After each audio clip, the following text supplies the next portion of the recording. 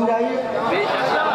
اللہ کہہ رہے ہیں ایمان لانے والوں اگر مومن ہونا تو میرے نبی کے آگے مت کھڑے ہونا، اگر کچھ اور ہو تو ہو جاؤ۔ اور پھر فرمایا لا ترفعوا اصواتکم فوق صوت النبی ہے، اگر تم مومن ہو تو میرے محمد کی آواز سے اپنی آواز کو بلند نہ کرنا۔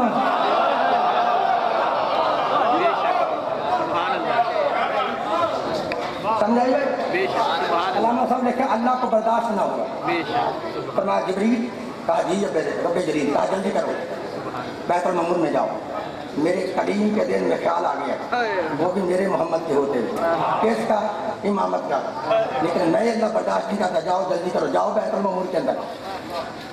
جبریل بیت المعمور گئے، کہا اللہ آپ کیا حکم ہے؟ کہا جلدی کرو میرے محمد کو نبی میں کھڑا کرو۔ جبریل پکڑ کے اللہ کے رسول کو نبی میں کھڑا کیا، کہا اللہ آپ کا کیا حکم ہے؟ اب جملہ کھانا نہیں، مجھے دکھ ہوگا، سمجھ آ رہی ہے نا؟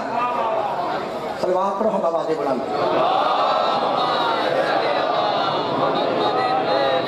سمجھ آ رہی ہے؟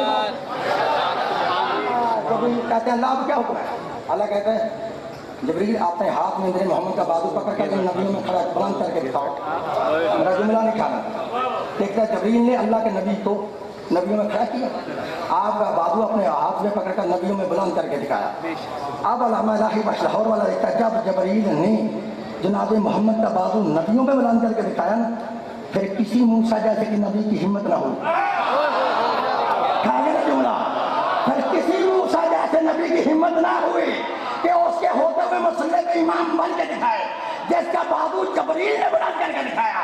میں بھی کہتا ہوں کاش الہی بشلاہور والے تجھے اس بات کی تو سمجھ آ گئی کہ جس کا بازو جبریل نے بلند کر کے دکھایا اس کے ہوتے ہوئے موسیٰ جیسا نبی امام نہیں بن سکتا، تو جس کا بازو محمد پکڑ کر دکھایا۔